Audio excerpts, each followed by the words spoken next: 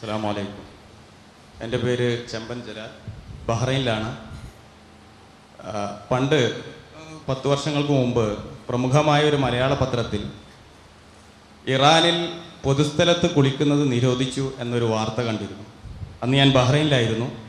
ആ സമയത്ത് ചില അറബികളോട് ഞാൻ പറഞ്ഞു, ഇറാനിൽ എന്തുകൊണ്ടാണ് ഇങ്ങനെ ഈ പൊതുസ്ഥലത്ത് കുളിക്കൽ നിരോധിച്ചത്? പൊതുവെ കുളങ്ങളും ഇതൊക്കെ നമുക്ക് പരിചയമുള്ളതാണല്ലോ. അപ്പോൾ എന്നോട് അദ്ദേഹം ചോദിച്ചു, ഇത് മലയാള നിൻ്റെ ഏത് നാട്ടിലെ പത്രമാണെന്ന് ചോദിച്ചപ്പോൾ ഞാൻ പറഞ്ഞു, കേരളത്തിലെ ഒരു മലയാള പത്രത്തിലാണ് എന്ന് പറഞ്ഞപ്പോൾ അദ്ദേഹം അന്ന് തന്നെ അറബി പത്രത്തിൽ വന്ന ഒരു ന്യൂസ് എനിക്ക് കാണിച്ചു തന്നു. ഇതേ വാർത്ത ഖുമൈനി അന്ന് പ്രഖ്യാപിച്ചതാണ്, പൊതുസ്ഥലത്ത് നഗ്നരായി കുളിക്കുന്നത് നിരോധിച്ചു. അപ്പോൾ യഥാർത്ഥത്തിൽ നമ്മുടെ ആളുകൾ ചില ചോദ്യങ്ങളൊക്കെ കേൾക്കുമ്പോൾ വിഷയത്തിൽ നിന്ന് വ്യതിചലിച്ചുകൊണ്ട് പോകുന്നതാണ് യഥാർത്ഥത്തിൽ കാണാൻ കഴിയുന്നത്. എൻ്റെ ചോദ്യം, ഇസ്ലാമിനെതിരെ യൂറോപ്പിലും അമേരിക്കയിലുമൊക്കെ അതിശക്തമായ പ്രചാരം നടന്നുകൊണ്ടിരിക്കുകയാണ്. പക്ഷേ അതേ സമയത്ത് തന്നെ ഇസ്ലാമിലേക്ക് ആളുകൾ യൂറോപ്പിലും അമേരിക്കയിലുമൊക്കെ ഇസ്ലാമിലേക്ക് ആളുകൾ വന്നുകൊണ്ടിരിക്കുന്നു എന്ന വാർത്ത, കൂടുതലായിട്ട് ആളുകൾ വന്നുകൊണ്ടിരിക്കുന്നു എന്ന വാർത്ത ചില കോണുകളിൽ നിന്ന് കേൾക്കുന്നു. എന്താണ് ഇതിൻ്റെ വാസ്തവം?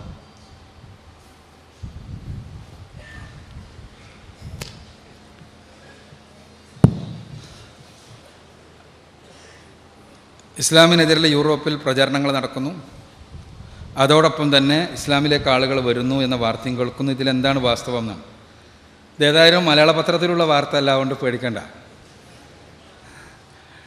നേരത്തെ പറഞ്ഞത് ഞാനും വാർത്തയിൽ ശ്രദ്ധിച്ച കാര്യമാണ്. അന്വേഷിച്ചപ്പോൾ അല്ല, അന്ന് തെഹ്റാൻ ടൈംസ് വരുത്തി നോക്കിയപ്പോഴാണ് വസ്തുത മനസ്സിലായത്. നമ്മളുടെ ജേർണലിസം ആ രൂപത്തിലാണ് പലപ്പോഴും.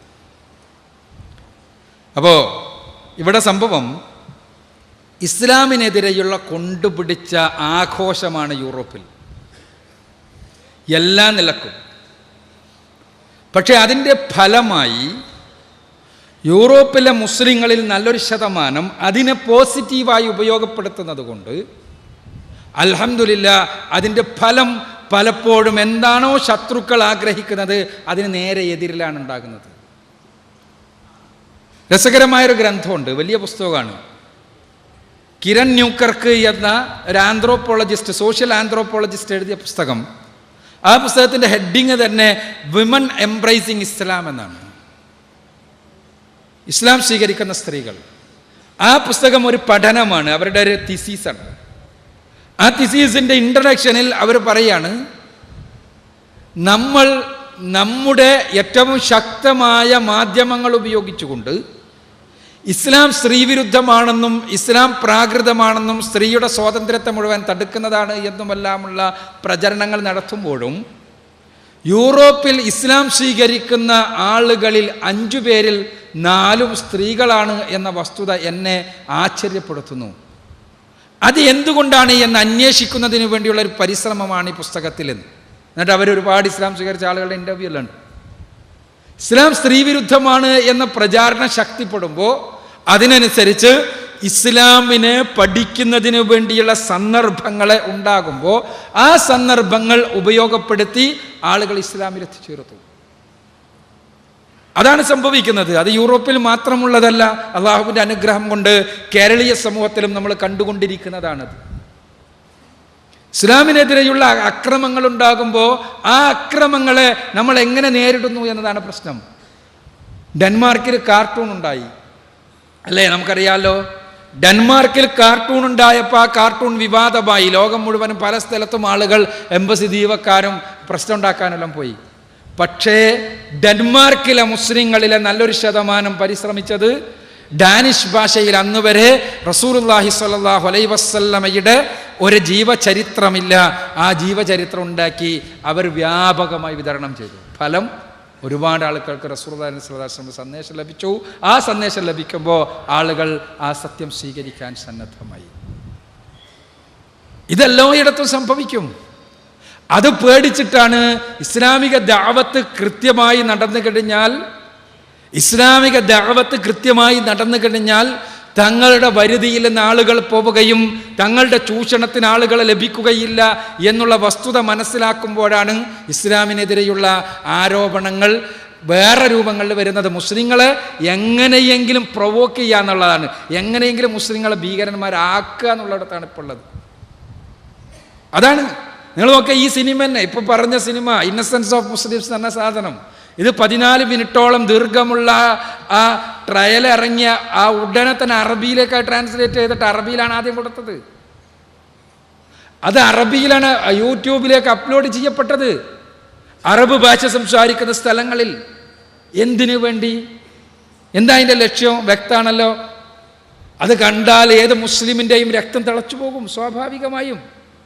നമ്മൾ സ്വന്തത്തെക്കാൾ അധികം സ്നേഹിക്കുന്ന റസൂലുള്ളാഹി സ്വല്ലല്ലാഹു അലൈഹി വസല്ലം ആ പ്രവാചകനെ ഇത്ര മ്ലേച്ഛമായി അവതരിപ്പിച്ചിരിക്കുകയാണ്. അവിടെ രക്തം തിളച്ചിട്ട് ഇവർക്കെതിരെ പോരാടാൻ ഇറങ്ങരുത് എന്നത് റസൂലുള്ളാഹി നമ്മളെ പഠിപ്പിച്ചത് കൊണ്ട് മാത്രമാണ് യഥാർത്ഥത്തിൽ മുസ്ലിങ്ങൾ ഇത്തരം ആളുകൾക്കെതിരെ ആ രൂപത്തിലുള്ള പ്രതികരണങ്ങളിലേക്ക് പോകാതിരിക്കുന്നത്. ഒരു സാധാരണ മനുഷ്യനാണെങ്കിൽ രക്തം തിളച്ചിട്ട് എന്തെങ്കിലും ചെയ്തു പോകുക, അത്രയും വലിയ വൃത്തികേടാണ് അതിലുള്ളത്. അത് അറബികൾക്കിടയിൽ, സാധാരണക്കാർക്കിടയിൽ വ്യാപകമായാണ് പ്രദർശിപ്പിക്കുകയാണ്. യൂട്യൂബിൽ പോയാൽ എല്ലാവർക്കും അറിയാമല്ലോ, വ്യാപകമായി പ്രദർശിപ്പിക്കുന്നു. പ്രവാചകന്റെ പേര് പറഞ്ഞിട്ട് തന്നെ, ആ പേര് പറഞ്ഞിട്ട് ഇത്രയും വൃത്തികെട്ട രൂപത്തിൽ എങ്ങനെയാണ് ഒരു മനുഷ്യനെ ചിത്രീകരിക്കാന്ന് പോലും നമുക്ക് പറയാൻ പറ്റില്ല, അത്രയും വൃത്തികേട്. നിങ്ങൾ ആലോചിച്ച് നോക്കുക, ഇന്ത്യയുടെ പ്രസിഡന്റ്, അൽഹംദുലില്ലാ നമ്മൾ ആ കാര്യം കൂടി കാണേണ്ടതുണ്ട്. ഇന്ത്യയുടെ പ്രസിഡന്റ് ഇന്ന് ഒരു പ്രസ്താവന ഇറക്കിയിട്ടുണ്ട്.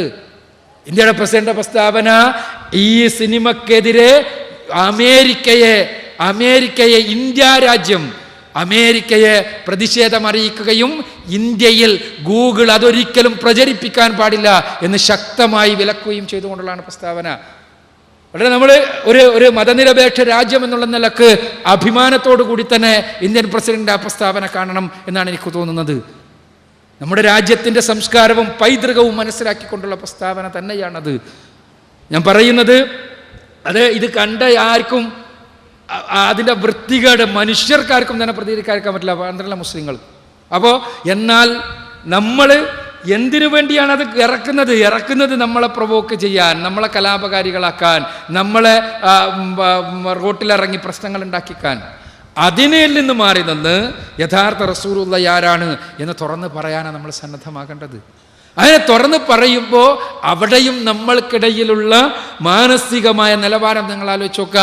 അവിടെയും റസൂലുള്ളാഹി സ്വല്ലല്ലാഹു അലൈഹി വസല്ലമയെ സ്നേഹിക്കുന്ന ആൾക്കാരാണോ നിങ്ങൾ? അതിന് ഇന്ന ക്ലിപ്പുണ്ടല്ലോ എന്ന രൂപത്തിൽ കുട്ടികളെ പഠിപ്പിച്ചു വിടുകയാണ്. അതിൻ്റെ അവസ്ഥ നിങ്ങൾ ആലോചിക്കുക. ഞാൻ ആരും വിമർശിക്കാൻ വേണ്ടി പറയുന്നതല്ല. നമ്മുടെ സമുദായത്തിൻ്റെ അവസ്ഥാവിശേഷം സങ്കടകരമാണ് സുഹൃത്തുക്കളെ. റസൂലുള്ളാഹി സ്വല്ലല്ലാഹു അലൈഹി വസല്ലം പച്ചയായി പിച്ചി ചീന്തപ്പെട്ടിട്ട്, നിങ്ങൾക്ക് എനിക്കറിയാം കേരളത്തിൽ ഈ യൂട്യൂബ് ദൃശ്യം നല്ലൊരു ശതമാനം പുതിയ തലമുറയിലെ കുട്ടികളും കണ്ടിട്ടുണ്ട്. അവരുടെ മനസ്സിൽ റസൂലുള്ളാഹി സ്വല്ലല്ലാഹു അലൈഹി വസല്ലമയെ കുറിച്ചുള്ള ചിത്രം എന്താകും? അവിടെയാണ് നിച്ച് ഓഫ് ട്രൂത്തിൻ്റെ പരിമിതമായ റിസോഴ്സുകൾ ഉപയോഗപ്പെടുത്തിക്കൊണ്ട്, പരിമിതമായ സംവിധാനങ്ങൾ ഉപയോഗപ്പെടുത്തിക്കൊണ്ട്, നമുക്ക് കഴിവൊന്നും ഉണ്ടായിട്ടല്ല, നമുക്കാർക്കെങ്കിലും ഏതെങ്കിലും രൂപത്തിൽ ഉള്ള കഴിവോ ശേഷിയോ ഉണ്ടായിട്ടല്ല. പക്ഷേ നമ്മൾ തുറന്ന വേദിയിൽ തുറന്നു നിന്നുകൊണ്ട് ഇതാ പ്രവാചകൻ, ഈ പ്രവാചകനെയാണ് സിനിമയിലൂടെ നിങ്ങൾ നിന്ദിക്കുന്നത്. നിങ്ങൾ വരൂ, നിങ്ങളുടെ സംശയങ്ങൾ ചോദിക്കൂ, ഈ പ്രവാചകനെതിരെ നിങ്ങളുടെ ആരോപണങ്ങളുടെ കെട്ടഴിക്കൂ. ധൈര്യമുണ്ടെങ്കിൽ അതിനാണ് നിങ്ങൾ സന്നദ്ധരാകേണ്ടത് എന്ന് കേരളത്തിൻ്റെ പൊതുസമൂഹത്തോട് നമ്മൾ പറയുന്നത്. ഇത് ദഅവത്തിലേക്ക് സംഭവത്തെ തിരിച്ചുവിടുന്നതാണ്, പ്രബോധനത്തിലേക്ക് തിരിച്ചുവിടുകയാണ്. അതാണ് നമ്മൾ ചെയ്യേണ്ടത്. റസൂലുള്ളാഹി സ്വല്ലല്ലാഹു അലൈഹി വസല്ലമയെ വിമർശിച്ച, എതിർത്ത, യുദ്ധം ചെയ്ത ആളുകൾ അല്ലേ? റസൂലുള്ളാഹി സ്വല്ലല്ലാഹു അലൈഹി വസല്ലമയെ യുദ്ധം നയിച്ചയാളാണ് അബൂ സുഫിയാൻ. പ്രവാചകൻ സല്ലല്ലാഹു അലൈഹി വസല്ലമയെ വേദനിപ്പിച്ച യുദ്ധം നയിച്ചയാളാണ് ഖാലിദ് ഇബ്നു വലീദ്. റസൂലുള്ളാഹി സ്വല്ലല്ലാഹു അലൈഹി വസല്ലമക്കെതിരെ പ്രസംഗങ്ങൾ നടത്തി പ്രസിദ്ധനായ വ്യക്തിയാണ് സുഹൈൽ ഇബ്നു അംർ. റസൂലുള്ളാഹി സ്വല്ലല്ലാഹു അലൈഹി വസല്ലമയെക്കെതിരെ കവിതകൾ രചിക്കുകയും അത് ആലാപനം ചെയ്യുകയും ചെയ്തയാളാണ് കഅബ്. ഇവരെല്ലാവരും പേര് കേൾക്കുമ്പോൾ നമ്മൾ റളിയല്ലാഹു അൻഹു എന്ന് പറയും. എന്തുകൊണ്ടെന്നാൽ റസൂലുള്ളാഹി മരണപ്പെടുമ്പോൾ റസൂലുള്ളാഹി സ്വല്ലല്ലാഹു അലൈഹി വസല്ലമയുടെ ശിഷ്യന്മാരിൽ, അനുയായികളിൽപ്പെട്ടവരായിരുന്നു ഇവരെല്ലാവരും. എങ്ങനെ മാറി? എങ്ങനെ മാറി? ഈ ചോദ്യത്തിൻ്റെ ഉത്തരവാട് എൻ്റെയും നിങ്ങളുടെയും കർമ്മങ്ങളിൽ ഉണ്ടാകേണ്ടത്. പ്രവാചകൻ സല്ലല്ലാഹു അലൈഹി വസല്ലമ ക്രൂരമായി ബത്സിക്കപ്പെടുമ്പോൾ ആ ബത്സനങ്ങളിൽ പ്രതികരിക്കാതിരിക്കാൻ കഴിയില്ല. എങ്ങനെ പ്രതികരിക്കുന്ന നമ്മൾ? ഇതാ ഏതൊരു പ്രവാചകനെയാണോ നിങ്ങൾ ബത്സിക്കുന്നത്, ആ പ്രവാചകനെതിരെയുള്ള ഏത് ബത്സനമാണെങ്കിലും അതിന് ബുദ്ധിപരമായി മറുപടി നൽകാൻ ഇതാ ഞങ്ങൾ സന്നദ്ധമാണ് എന്ന് പറയേണ്ട ആളുകളാണ് നമ്മൾ. അതിന് ആർക്കാണ് കഴിയുക? ചരിത്രത്തിൽ ജീവിച്ച ഏതൊരു വ്യക്തിയുടെ ജീവിതമെടുത്താൽ ഈ രൂപത്തിൽ നിങ്ങൾക്ക് പറയാൻ കഴിയുമോ? ഞാൻ വെല്ലുവിളിക്കുകയാണ്. ചരിത്ര കാലഘട്ടത്തിൽ ജീവിച്ച, ജീവിതം മുഴുവനും രേഖപ്പെടുത്തപ്പെട്ട ഏതെങ്കിലും ഒരാളുടെ ജീവിതം എടുത്തുകൊണ്ട് ആർക്കെങ്കിലും ഏതെങ്കിലും ദർശനങ്ങളുടെ വക്താക്കൾക്ക് ഇതാ ആ ജീവിതത്തെ ഞങ്ങൾ അവതരിപ്പിക്കുന്നു, ആ ജീവിതത്തിൽ ഒരു പുഴുക്കുത്തുമില്ല, നിങ്ങൾക്ക് ആ ജീവിതത്തിൻ്റെ ഏത് വശമെടുത്ത് വേണമെങ്കിലും നിങ്ങൾക്ക് ചോദിക്കാം, ഞങ്ങൾക്ക് തൃപ്തികരമായ മറുപടി നൽകാൻ കഴിയുമെന്ന് പറയാൻ സ്ഥൈര്യമുള്ള ഏതെങ്കിലും ദർശനങ്ങളുടെ വക്താക്കളുണ്ടോ ഇവിടെ? കഴിയില്ല. നമ്മളുടെ വലിപ്പം കൊണ്ടല്ല, മറിച്ച് റസൂലുള്ളാഹി സ്വല്ലല്ലാഹു അലൈഹി വസല്ലമയുടെ ഉജ്ജ്വലത കൊണ്ടാണത്. അതൊരു പ്രകാശപാട്. ആ പ്രകാശത്തെ കെടുത്താൻ ഒരായിരം നക്കൗളമാർ ഒന്നിച്ചൂതിയാലും സാധ്യമല്ല. പക്ഷേ നമുക്കൊരു ബാധ്യതയുണ്ട്. റസൂലുള്ളാഹി സ്വല്ലല്ലാഹു അലൈഹി വസല്ലമയ്ക്കെതിരെയുള്ള കൂരമ്പുകൾ വരുമ്പോൾ അതിനെ പ്രതിരോധിക്കേണ്ട ബാധ്യത. ചോദ്യത്തിന് ഉത്തരം എന്നുള്ള നിലയ്ക്ക് എനിക്ക് സൂചിപ്പിക്കാനുള്ളത്, ഇത് എന്തുകൊണ്ടാണ് സംഭവിക്കുന്നതെന്ന് വെച്ചാൽ, അവിടെ വിമർശനങ്ങൾ ഉണ്ടാകുമ്പോൾ മുസ്ലിങ്ങളിൽപ്പെട്ട നല്ലൊരു വിഭാഗം ആളുകൾ അതിനെ പോസിറ്റീവായി ഉപയോഗപ്പെടുത്തുകയും പ്രബോധന പ്രവർത്തനങ്ങൾക്ക് അവയെ ഉപയോഗപ്പെടുത്തുകയാണ് ചെയ്യുന്നത്. നമ്മൾ ഈ അമേരിക്കയിലെ സെപ്റ്റംബർ 11 ആക്രമണം ഉണ്ടോ ഇതിനോട് അനുബന്ധിച്ച് എനിക്ക് തന്നെ അറിയാം. അന്ന് യൂണിവേഴ്സിറ്റികൾ, അവിടുത്തെ സ്റ്റുഡൻസ് യൂണിയനുകൾ ചെയ്ത എന്താ വെച്ചാൽ, മുസ്ലിം സ്റ്റുഡൻസ് ചെയ്തതെന്ന് വെച്ചാൽ യൂണിവേഴ്സിറ്റികളിലെല്ലാം ജിഹാദ് എന്ന് ഭയങ്കര ചർച്ചയാണല്ലോ. ജിഹാദ് ഡിസ്കഷൻ എന്ന് പറഞ്ഞ് ചെറിയ ടേബിൾ ടോക്കുകൾ ഉണ്ടാക്കുകയും ചെയ്തു. അപ്പോൾ ജിഹാദ് പേപ്പറിലെല്ലാം വലിയ വാർത്തയായിട്ട് വരുമ്പോൾ ജിഹാദ് ഡിസ്കഷൻ എന്ന് പറയുമ്പോൾ യൂറോപ്യൻ സ്റ്റുഡൻസിന് ഭയങ്കര താല്പര്യമോ ആ ഡിസ്കഷനിൽ അവർ പോയിരിക്കുമ്പോൾ എന്താണ് യഥാർത്ഥത്തിലുള്ള ജിഹാദ് എന്ന് വിശദീകരിച്ചു കൊടുക്കും. അത് തർക്കങ്ങളാകും, ചർച്ചകളാകും. ആ ചർച്ചകൾക്കൊടുവിൽ അവരിൽ പലരും ഇസ്ലാം സ്വീകരിക്കുന്ന അവസ്ഥാവിശേഷമുണ്ടാകും. ഇതാണ് അവിടെ സംഭവിക്കുന്നത്. അത് തന്നെയാണ് നമുക്കും സംഭവിക്കേണ്ടത്. ആദർശ പ്രബോധനത്തിനാണ് ഈ അവസരങ്ങൾ നമ്മൾ ഉപയോഗപ്പെടുത്തേണ്ടത്. അള്ളാഹു അനുഗ്രഹിക്കട്ടെ. സഹോദരങ്ങളെ, മുസ്ലിം സുഹൃത്തുക്കൾക്ക് പ്രത്യേകം അവസരം കൊടുക്കണമെന്നുണർത്താണ്. ഈ സദസ്സിൽ മുസ്ലിം സുഹൃത്തുക്കളുണ്ടെങ്കിൽ അവർ മുന്നോട്ട് വരണമെന്നും അവർക്ക് അവസരം നൽകണമെന്നും പ്രത്യേകം നടത്തും. സഹോദരിമാരുടെ അടുക്കൽ ചോദ്യം ചോദിക്കാൻ സൗകര്യമില്ലാത്തതുകൊണ്ട് അവർ എഴുതി തന്നിരിക്കുകയാണ്. ഇസ്ലാമിലെ വസ്ത്രധാരണ രീതി ഒരു യുദ്ധത്തിൽ കുറേ സ്ത്രീകൾ പീഡിപ്പിക്കപ്പെട്ടത് മൂലമാണ് ഉണ്ടായത് എന്ന് ഒരു അമുസ്ലിം സുഹൃത്ത് പറഞ്ഞു. ശരിക്കും ഏതവസ്ഥയിലാണ് ഇസ്ലാമിക വസ്ത്രധാരണം നിലവിൽ വന്നത് എന്ന് അറിയാൻ താല്പര്യപ്പെടുന്നു.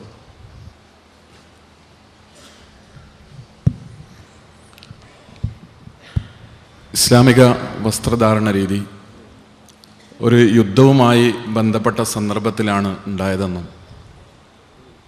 യഥാർത്ഥത്തിൽ ഏതാണ് അല്ലെങ്കിൽ ഏതവസ്ഥയിലാണ് അത്തരത്തിലുള്ളൊരു വസ്ത്രധാരണ രീതി ഉണ്ടായത് എന്നുമാണ് എഴുതി ചോദിച്ചിട്ടുള്ളത്. ഇസ്ലാമിനെ സംബന്ധിച്ചിടത്തോളം ഇവിടെ മുമ്പ് വിശദീകരിക്കപ്പെട്ടതുപോലെ സ്ത്രീകളുടെയും പുരുഷന്മാരുടേതായിരുന്നാലും സ്ത്രീകളുടേതായിരുന്നാലും വേഷവിധാനങ്ങളെ സംബന്ധിച്ച് ഏതെങ്കിലും പ്രത്യേക സന്ദർഭത്തിലുണ്ടായ നിയമങ്ങൾ എന്നതിലുപരിയായി സ്ത്രീകളും പുരുഷന്മാരും അടങ്ങുന്ന വ്യക്തികളുടെയും സമൂഹത്തിൻ്റെയും മുഴുവൻ അവസ്ഥകളെ പരിഗണിച്ചുകൊണ്ടും സാഹചര്യങ്ങളെ പരിഗണിച്ചുകൊണ്ടുമാണ് വേഷവിധാനങ്ങൾ ഇസ്ലാം പഠിപ്പിച്ചിട്ടുള്ളത്. ഏതെങ്കിലും പ്രത്യേക സന്ദർഭങ്ങളിൽ ഇവിടെ സൂചിപ്പിക്കപ്പെട്ടതുപോലെ യുദ്ധവുമായി ബന്ധപ്പെട്ട സാഹചര്യത്തിലോ മറ്റോ അല്ലെന്ന് മാത്രമല്ല, ഒരു സ്ത്രീയെ സംബന്ധിച്ചിടത്തോളം അവൾ ധരിക്കുന്ന വസ്ത്രം പരിപൂർണമായും ആ സ്ത്രീയുടെ ശരീരത്തെ മറക്കുന്ന ലൈംഗികമായി മറ്റ് ആളുകൾക്ക് താല്പര്യം ഉണ്ടാക്കാത്ത തരത്തിലുള്ള ശരീരഭാഗങ്ങൾ പരിപൂർണമായും മറക്കാൻ കഴിയുന്ന അയഞ്ഞ വസ്ത്രങ്ങളാകണം എന്നത് ഇസ്ലാമിൻ്റെ അടിസ്ഥാനപരമായ നിയമങ്ങളിൽപ്പെട്ടതാണ്. പലപ്പോഴും പെൺവസ്ത്രം ഇസ്ലാമുമായി ബന്ധപ്പെട്ട് ചർച്ച ചെയ്യപ്പെടുമ്പോൾ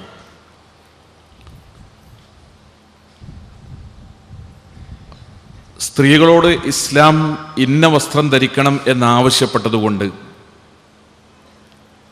മുസ്ലിം സമുദായത്തിൽ സ്ത്രീകൾ അടിച്ചമർത്തപ്പെടുന്നുവെന്നും വളരെ പിന്നോക്കാവസ്ഥയിലേക്ക് മുസ്ലിം സ്ത്രീകൾ പോകാനുള്ള കാരണം അവരുടെ വസ്ത്രധാരണമാണ് എന്നുമൊക്കെ നിരീക്ഷിക്കപ്പെടാറുണ്ട്. വസ്ത്രത്തെക്കുറിച്ചും വേഷങ്ങളെക്കുറിച്ചുമുള്ള നമ്മുടെ സമൂഹത്തിൽ നിലനിൽക്കുന്ന ധാരണകൾ അവനവൻ്റെ ഇഷ്ടത്തിനനുസരിച്ചുള്ളതും അവനവൻ്റെ സംസ്കാരത്തിനനുസരിച്ചുള്ളതും സൗകര്യത്തിനനുസരിച്ചുള്ളതും ഓരോരുത്തരും ധരിക്കുക എന്നതാണ്. ഇസ്ലാമിനെ സംബന്ധിച്ചിടത്തോളം വസ്ത്രം ധരിക്കാൻ പെണ്ണിനോട് ആവശ്യപ്പെട്ടപ്പോഴും ആണിനോട് ഇസ്ലാം ആവശ്യപ്പെട്ടപ്പോഴും അടിസ്ഥാനപരമായി അവിടെ പരിഗണിച്ചൊരു കാര്യം, അതാ ധരിക്കുന്ന വ്യക്തിക്കും അയാൾ ഉൾക്കൊള്ളുന്ന സമൂഹത്തിനും നന്മയായിത്തീരുന്നതും ഗുണകരമായിത്തീരുന്നതുമായ രീതിയിലുള്ള വസ്ത്രമാകണം എന്നാണ്. പലപ്പോഴും നമ്മുടെ സമൂഹത്തിൽ സ്ത്രീകൾ നിരന്തരമായി ഉപദ്രവിക്കപ്പെടുമ്പോൾ സ്ത്രീകൾ എന്തുകൊണ്ടാണ് ഉപദ്രവിക്കപ്പെടുന്നത് എന്ന ചർച്ചകൾ ഉണ്ടാകുന്ന സന്ദർഭങ്ങളിലെല്ലാം നമ്മുടെ സമൂഹത്തിലെ വളരെ ഉത്തരവാദപ്പെട്ട ആളുകൾ പോലും ചൂണ്ടിക്കാണിക്കാറുള്ളൊരു കാര്യം പ്രകോപനപരമായ രീതിയിൽ വസ്ത്രം ധരിക്കുന്ന സ്ത്രീകളെ സംബന്ധിച്ചാണ്. കേരളത്തിലെ വനിതാ കമ്മീഷന്റെ അധ്യക്ഷയായിരുന്ന ജസ്റ്റിസ് ഡി ശ്രീദേവി കേരളത്തിൽ പൊതുസ്ഥലങ്ങളിൽ നിരന്തരമായി സ്ത്രീകൾ ഉപദ്രവിക്കപ്പെടുന്ന സാഹചര്യമുണ്ടായപ്പോൾ മലയാള പത്രങ്ങളിൽ വലിയ ചർച്ചയാവുകയും ശ്രദ്ധിക്കപ്പെടുകയും ചെയ്ത അവരുടെ ഒരു പ്രസ്താവനയുണ്ടായി. ജസ്റ്റിസ് ഡി ശ്രീദേവി അന്ന് പറഞ്ഞത്, പൊതുസ്ഥലങ്ങളിൽ സ്ത്രീകൾ ഇപ്രകാരം ഉപദ്രവിക്കപ്പെടാനുള്ള കാരണം അവർ പ്രകോപനപരമായി വസ്ത്രം ധരിക്കുന്നത് കൊണ്ടാണ് എന്നാണ്. പക്ഷെ പലപ്പോഴും നമ്മുടെ സമൂഹം ആലോചിക്കാത്തൊരു വിഷയം പുരുഷ ലൈംഗികതയുടെയും സ്ത്രീ ലൈംഗികതയുടെയും വ്യത്യാസത്തെ സംബന്ധിച്ചാണ്. ലൈംഗികമായ ഉത്തേജനം എന്ന് പറയുന്നത് ഒരു പുരുഷനെ സംബന്ധിച്ചിടത്തോളം തൻ്റെ കണ്ണിൻ്റെ കാഴ്ചകളിലൂടെ തന്നെ സംഭവിക്കുമെന്നത് നമുക്കെല്ലാവർക്കും അറിയാവുന്നൊരു കാര്യമാണ്. അർദ്ധനഗ്നനായി നിൽക്കുന്ന ഒരു പുരുഷനെ ഒരു സ്ത്രീ കണ്ടാൽ അവരെ സംബന്ധിച്ചിടത്തോളം ആ കാഴ്ച കൊണ്ട് അവരുടെ ശരീരത്തിൽ എന്തെങ്കിലും തരത്തിലുള്ള സെക്ഷുവലായ ലൈംഗികമായ ഉത്തേജനങ്ങൾ ഉണ്ടാകുന്നില്ല. നേരെ മറിച്ച് അതൊരു സ്ത്രീയാണെങ്കിൽ ഒരു കാഴ്ച കൊണ്ട് തന്നെ ലൈംഗികമായി ഉത്തേജനങ്ങൾ ഉണ്ടാകുന്നു. അതുകൊണ്ട് തന്നെ പുരുഷന്മാർക്ക് ലൈംഗികമായി ഉത്തേജനം ഉണ്ടാവുന്ന തരത്തിൽ സ്ത്രീകൾ തങ്ങളുടെ ശരീരഭാഗങ്ങളെ വെളിപ്പെടുത്തുകയോ ഇറുകിയ വസ്ത്രങ്ങൾ ധരിച്ചുകൊണ്ട് അവയെ പ്രദർശിപ്പിക്കുകയോ ചെയ്തുകൂടാ എന്നത് ഇസ്ലാമികമായ അടിസ്ഥാനപരമായ നിയമങ്ങളിൽപ്പെട്ടതാണ്. അതേതെങ്കിലും പ്രത്യേക സന്ദർഭങ്ങളിലും സാഹചര്യങ്ങളിലും പഠിപ്പിക്കപ്പെട്ടതല്ല. സ്ത്രീയുടെ വേഷവും വസ്ത്രവും വിധാനങ്ങളും പഠിപ്പിക്കപ്പെട്ടിടത്ത് അടിസ്ഥാനപരമായി തന്നെ കാലാകാലങ്ങളിൽ ഇസ്ലാമിക നിയമങ്ങൾ അങ്ങനെ തന്നെയാണ് എന്നാണ് നാം മനസ്സിലാക്കേണ്ടത്.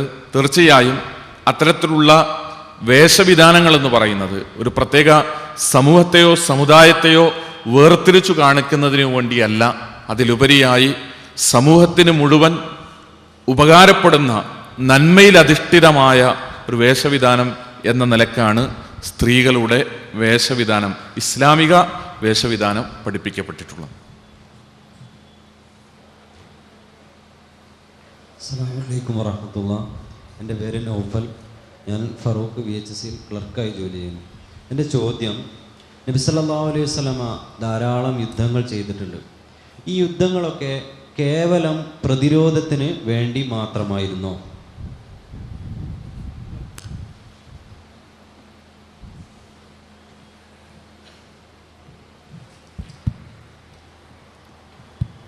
റസൂലുള്ളാഹി സ്വല്ലല്ലാഹു അലൈഹി വസല്ലം തങ്ങൾ ഒരുപാട് യുദ്ധങ്ങൾ ചെയ്തിട്ടുണ്ട്. ആ യുദ്ധങ്ങളെല്ലാം കേവല പ്രതിരോധത്തിന് വേണ്ടി മാത്രമായിരുന്നു എന്നതാണ്. ഇസ്ലാമിക ചരിത്രത്തിൽ മുഹമ്മദ് മുസ്തഫ റസൂലുള്ളാഹി സ്വല്ലല്ലാഹു അലൈഹി വസല്ലമയുടെ കാലഘട്ടത്തിൽ തന്നെ സായുധമായ പോരാട്ടങ്ങൾ, ആയുധമെടുത്തുകൊണ്ടുള്ള അനേകം നീക്കങ്ങൾ, സൈനിക നീക്കങ്ങൾ ഇസ്ലാമിക ചരിത്രത്തിൽ ഉണ്ടായിട്ടുണ്ട്. അത് പ്രതിരോധങ്ങൾക്ക് വേണ്ടിയായിരുന്നുവോ എന്ന് ചോദിക്കുന്നതിൻ്റെ ഒരു പശ്ചാത്തലം പലപ്പോഴും ഇസ്ലാം ലോകത്ത് വ്യാപിച്ചതും പ്രചരിപ്പിക്കപ്പെട്ടതും ലോകത്ത് ഇസ്ലാമിന് സ്വാധീനമുണ്ടായതും ലോകത്തിൻ്റെ വിവിധ പ്രദേശങ്ങളിലേക്ക് ഇസ്ലാം കടന്നു ചെന്നതും ആയുധങ്ങളിലൂടെയും പോരാട്ടങ്ങളിലൂടെയുമാണ് എന്ന് പറഞ്ഞു വെക്കാനാണ്. ഇസ്ലാമിക ചരിത്രത്തിലെ യുദ്ധങ്ങൾ ഓരോന്നിനെയും നാം പരിശോധിച്ചു നോക്കിയാൽ വളരെ കൃത്യമായി ശത്രുക്കളാൽ നിരന്തരം ഉപദ്രവിക്കപ്പെടുകയും മർദ്ദിക്കപ്പെടുകയും ചെയ്ത സന്ദർഭങ്ങളിലാണ് ഇസ്ലാമിക ചരിത്രത്തിലെ സൈനിക നീക്കങ്ങൾ ഉണ്ടായത് എന്ന് നമുക്ക് കാണാൻ കഴിയും. ഇസ്ലാമിക ചരിത്രത്തിലെ യുദ്ധങ്ങളെ ചൂണ്ടിക്കാണിച്ചുകൊണ്ട് രണ്ട് രൂപത്തിലാണ് ഇസ്ലാം വിമർശിക്കപ്പെടാറുള്ളത്. ഒന്ന്, ഇസ്ലാമിക ചരിത്രത്തിൽ ഉണ്ടായ ഈ യുദ്ധങ്ങളാണ് ഇസ്ലാമിനെ ജനങ്ങൾക്കിടയിൽ പ്രചരിപ്പിച്ചത് എന്ന് പറയുന്നതിനു വേണ്ടി ഇസ്ലാമിക ചരിത്രത്തിലെ യുദ്ധങ്ങൾ ഉദ്ധരിക്കപ്പെടാറുണ്ട്. രണ്ടാമത്തൊരു കാര്യം, മുസ്ലിം സമുദായത്തെ സംബന്ധിച്ചിടത്തോളം പീഡനങ്ങളും മർദ്ദനങ്ങളും പ്രയാസങ്ങളും ഉണ്ടാകുന്ന സമയത്ത് സ്വഹാബികൾ യുദ്ധങ്ങളിലൂടെ പ്രതികരിച്ചതുപോലെ നമുക്കെന്തുകൊണ്ട് പ്രതികരിച്ചുകൂടാ എന്ന് ചോദിക്കാനും ഇസ്ലാമിക ചരിത്രത്തിലെ യുദ്ധങ്ങൾ ഉദ്ധരിക്കപ്പെടാറുണ്ട്. നമ്മളിവിടെ ഈ രണ്ട് വിഷയത്തിലും മനസ്സിലാക്കേണ്ടുന്ന അടിസ്ഥാനപരമായ ചില കാര്യങ്ങൾ, ഇസ്ലാമിനെ സംബന്ധിച്ചിടത്തോളം ലോകത്ത് ശക്തമായ പ്രബോധന പ്രവർത്തനങ്ങളിലൂടെയാണ് എക്കാലഘട്ടത്തിലും റസൂലുള്ളാഹി സ്വല്ലല്ലാഹു അലൈഹി വസല്ലമയുടെ കാലഘട്ടത്തിലായിരുന്നാലും അതിനുശേഷം ലോകത്തെ ഇസ്ലാമിക പ്രചാരണത്തിൻ്റെ ചരിത്രം പരിശോധിച്ചാലും അവിടങ്ങളിലെല്ലാം ആയുധം കൊണ്ട് കടന്നു ചെന്നു എന്നതിനേക്കാളേറെ ഇസ്ലാം അതിൻ്റെ ആദർശം കൊണ്ടാണ് ലോകത്തെവിടെയും കടന്നു ചെന്നത്. ഇസ്ലാമിക ഭടന്മാർ വാളുകൾ ഉയർത്തിപ്പിടിക്കുകയും വാളുകളുടെ സീൽക്കാര ശബ്ദങ്ങൾ കേട്ട് ഭയചകിതരായി ഓടിക്കൂടിയ ആളുകൾ ഷഹാദത്ത് കലിമ ചൊല്ലുകയും ചെയ്താണ് ലോകത്ത് ഇസ്ലാം പ്രചരിപ്പിക്കപ്പെട്ടത് എന്ന ഇസ്ലാമിൻ്റെ എതിർപക്ഷത്ത്, ശത്രുപക്ഷത്ത് നിൽക്കുന്ന ആളുകളുടെ നിരന്തരമായ പ്രചരണങ്ങൾ. ഇസ്ലാമിക ചരിത്രത്തിൽ യുദ്ധമുണ്ടായിട്ടില്ല എന്നൊരിക്കലും നാം പറയാറില്ല. ഇസ്ലാമിക ചരിത്രത്തിൽ യുദ്ധമുണ്ടായി എന്ന് മാത്രമല്ല, ഇസ്ലാമിക ചരിത്രത്തിൽ ഉണ്ടായ യുദ്ധങ്ങളെല്ലാം അത് കൃത്യമായി പരിശുദ്ധ ഖുർആനിലും പ്രവാചക തിരുമേനി സല്ലല്ലാഹു അലൈഹി വസല്ലം തങ്ങളുടെ ഹദീസുകളിലും അടക്കം രേഖപ്പെടുത്തപ്പെടുകയും ചെയ്ത ചരിത്രപരമായ വസ്തുതകളാണ്. നേരത്തെ ഇവിടെ സൂചിപ്പിക്കപ്പെട്ടതുപോലെ അഹിംസയിൽ അധിഷ്ഠിതമായ, ആയുധമെടുക്കാത്ത, സായുധമായി ആരെങ്കിലും ഇങ്ങോട്ട് ആക്രമിച്ചാലും അതിനെതിരെ നിരായുധമായി പ്രതികരിക്കുന്ന അഹിംസയുടെ ആദർശം ഇസ്ലാം ഒരിക്കലും ലോകത്തെ പഠിപ്പിക്കുന്നില്ല. അഹിംസ കൊണ്ട് ലോകത്തൊരിക്കലും ഒരാദർശത്തിനും നിലനിൽക്കാനാവില്ല എന്നതുകൊണ്ട് തന്നെയാണ് അഹിംസ ഇസ്ലാമിനെ സംബന്ധിച്ചിടത്തോളം ഒരായുധമായി, ഒരാദർശമായി മാറാത്തത് എന്നുകൂടി നാം മനസ്സിലാക്കണം. ഇസ്ലാം അല്ലെങ്കിൽ മുസ്ലിം സമുദായം ആക്രമിക്കപ്പെട്ട സന്ദർഭങ്ങളിലൊക്കെ ഇവിടെ നാം മനസ്സിലാക്കേണ്ടത്, ഇസ്ലാമിക ചരിത്രത്തിലുണ്ടായ യുദ്ധങ്ങളെല്ലാം ഒരു ഇസ്ലാമിക രാഷ്ട്രമായി മുസ്ലിങ്ങൾ രൂപപ്പെട്ടതിന് ശേഷമാണ്. പലപ്പോഴും മുസ്ലിം സമുദായം ഏറ്റവും അധികം പീഡനങ്ങൾക്കും മർദ്ദനങ്ങൾക്കും വിധേയമായത് എപ്പോഴാണ് എന്ന് ചരിത്രത്തോട് ചോദിച്ചാൽ നമുക്ക് കാണാൻ കഴിയുക പ്രവാചക തിരുമേനി സല്ലല്ലാഹു അലൈഹി വസല്ലമയുടെ ചരിത്രത്തിലെ മക്ക കാലഘട്ടത്തിലാണ്. അവിടെ റസൂലുള്ളാഹി സ്വല്ലല്ലാഹു അലൈഹി വസല്ലമയുടെ സ്വഹാബികൾക്ക് അനുഭവിക്കേണ്ടി വന്ന അതികഠിനമായ മർദ്ദനങ്ങളും പീഡനങ്ങളും പ്രയാസങ്ങളും എനിക്ക് നിങ്ങൾക്കും അറിയാവുന്ന ചരിത്രത്തിൻ്റെ വാചാലമായ അനേകമേടുകൾ മാരകമായ പീഡനങ്ങളുടെ ക്രൂരമായ മർദ്ദനങ്ങളുടെ മുമ്പിൽ എപ്പോഴാണ് നമുക്ക് സഹായമുണ്ടാവുക എന്ന് വിലപിച്ച അനുചരന്മാർ റസൂലുള്ളാഹി സ്വല്ലല്ലാഹു അലൈഹി വസല്ലമയുടെ അനുയായികൾ. അവിടെയെല്ലാം ആവർത്തിച്ച് തൻ്റെ അനുചരന്മാർക്ക് റസൂലുള്ളാഹി സ്വല്ലല്ലാഹു അലൈഹി വസല്ലം ഓതിക്കേൾപ്പിച്ചത് ക്ഷമിക്കാനും സഹിക്കാനും പ്രപഞ്ചരക്ഷിതാവിൻ്റെ അടുക്കൽ നിന്ന് പ്രതിഫലം മോഹിക്കാനുമാണ്. ഞാനിവിടെ കൃത്യമായി പറയാൻ ആഗ്രഹിക്കുന്ന ഒരു കാര്യം, മുസ്ലിം സമുദായത്തിന് പീഡനമുണ്ടാകുമ്പോഴെല്ലാം സായുധമായി പ്രതികരിക്കണം എന്ന് ഇസ്ലാമിക ചരിത്രത്തിൽ നടന്ന യുദ്ധങ്ങളൊന്നും പഠിപ്പിക്കുന്നില്ല. അങ്ങനെ ആയിരുന്നുവെങ്കിൽ ഇസ്ലാമിക ചരിത്രത്തിൽ യുദ്ധം ഉണ്ടാകേണ്ടത് പ്രവാചക തിരുമേനി സല്ലല്ലാഹു അലൈഹി വസല്ലമയുടെ മക്ക കാലഘട്ടത്തിലായിരുന്നു. പലപ്പോഴും ഇത് പറയുമ്പോൾ മക്ക കാലഘട്ടത്തിൽ മുസ്ലിം സമുദായത്തിലെ ഏതെങ്കിലും ഓരോ ഒറ്റയും തെറ്റയും തിരിഞ്ഞ് വ്യക്തികളാണ് ആക്രമിക്കപ്പെട്ടതെന്നും ഒരു സമുദായം എന്ന നിലയ്ക്ക് ഒരുമിച്ച് മുസ്ലിം സമുദായത്തിന്റെ അസ്തിത്വം ചോദ്യം ചെയ്യപ്പെടുന്ന സാഹചര്യം മക്ക ജീവിതത്തിൽ ഉണ്ടായില്ല എന്നും അതുകൊണ്ടാണ് മക്ക കാലഘട്ടത്തിൽ യുദ്ധം ഉണ്ടാകാതിരുന്നത് എന്നും വിശദീകരിക്കുന്ന ആളുകളുണ്ട്. നമുക്ക് കാണാം ശഅബ് അബീ ത്വാലിബിൽ റസൂലുള്ളാഹി സ്വല്ലല്ലാഹു അലൈഹി വസല്ലമയും സ്വഹാബത്തും ഒന്നടങ്കം ഉപരോധിക്കപ്പെടുകയാണ്. പ്രവാചക തിരുമേനി സല്ലല്ലാഹു അലൈഹി വസല്ലമയും സ്വഹാബത്തും ഉപരോധിക്കപ്പെട്ടു എന്ന് പറയുമ്പോൾ 2-3 വർഷക്കാലം ഞാനും നിങ്ങളും ചരിത്രത്തിൽ നിന്ന് വൈകാരികമായി വായിച്ചെടുത്തിട്ടുള്ളത് പോലെ തങ്ങൾ കഴിക്കുന്ന ഭക്ഷണം പച്ചിലയായതുകൊണ്ട് കാഷ്ടിക്കുന്നത്, നാൽക്കാലികൾ കാഷ്ടിക്കുന്നത് പോലെ പച്ച നിറത്തിൽ അത്രമാത്രം നിരന്തരമായ വർഷങ്ങൾ നീണ്ടുനിന്ന ഉപരോധത്തിന് വിധേയമായ മുസ്ലിം സമുദായം. മുഹമ്മദ് മുസ്തഫ റസൂലുള്ളാഹി സ്വല്ലല്ലാഹു അലൈഹി വസല്ലം 3 വർഷക്കാലത്തിനിടയ്ക്ക് എപ്പോഴെങ്കിലും പറഞ്ഞില്ല തൻ്റെ അനുചരന്മാരോട് സായുധമായൊരു പോരാട്ടത്തിന്. അത് ഇസ്ലാമിക ചരിത്രത്തിൽ ഉണ്ടാകുന്നത് 22-ാം അധ്യായം സൂറത്തെ ഹജ്ജിലെ 30-ാമത്തെ ആയത്തിൽ ഖുർആൻ പഠിപ്പിക്കുന്നത് പോലെ ഉദിന ലില്ലദീന യുഖാതലൂൻ ബിഅന്നഹും ദുലിമു, നിരന്തരമായ പീഡനങ്ങൾക്കും മർദ്ദനങ്ങൾക്കും മുസ്ലിങ്ങൾ വിധേയമായപ്പോൾ അവർക്ക് ആയുധമെടുക്കാനും പ്രതിരോധിക്കാനും പ്രതികരിക്കാനും ഇസ്ലാം അനുവാദം നൽകുകയാണ്. ഇവിടെ എല്ലാ യുദ്ധങ്ങളും പ്രതിരോധമായിരുന്നുവോ എന്ന് ചോദിച്ചാൽ ഏതെങ്കിലും ഒരു ജനവിഭാഗത്തിന്റെ അടുത്തേക്ക് കയറിച്ചെന്ന് ആയുധമെടുത്ത് അവരെ നശിപ്പിച്ച് അധീനപ്പെടുത്തുന്ന ഒരു പ്രവണത ഇസ്ലാമിക ചരിത്രത്തിൽ ഉണ്ടായിട്ടില്ല. ഇസ്ലാമിക രാഷ്ട്രം രൂപപ്പെട്ട് ഒരു ഭരണാധികാരിയുടെ കീഴിൽ മുസ്ലിങ്ങൾ ജീവിക്കുമ്പോൾ ആ രാഷ്ട്രത്തിനെതിരെ പടനയിക്കുന്ന പ്രവണതകൾ ഉണ്ടായപ്പോൾ അവിടെയാണ് ഇസ്ലാമിക ചരിത്രത്തിൽ യുദ്ധങ്ങൾ ഉണ്ടായതായി, മുസ്ലിങ്ങൾ യുദ്ധങ്ങൾ നയിച്ചതായി നമുക്ക് കാണാൻ കഴിയുക. നാം ഇന്ന് ജീവിക്കുന്ന സമൂഹത്തിൽ പലപ്പോഴും ഈ യുദ്ധങ്ങളെ തെളിവായി പറഞ്ഞുകൊണ്ട് ആ യുദ്ധങ്ങളെ എടുത്തുദ്ധരിച്ചുകൊണ്ട് നമുക്കും അതുപോലെ പ്രതികരിച്ചുകൂടെ എന്ന് ചോദിക്കുന്ന ആളുകൾ പലപ്പോഴും നമ്മുടെ സമൂഹത്തിലുണ്ട്. നമുക്കറിയാം, നേരത്തെ ഇവിടെ സൂചിപ്പിക്കപ്പെട്ടതുപോലെ മുസ്ലിം സമുദായം എന്താകണം എന്ന് ശത്രുവിന് കൃത്യമായ അജണ്ടയുണ്ട്.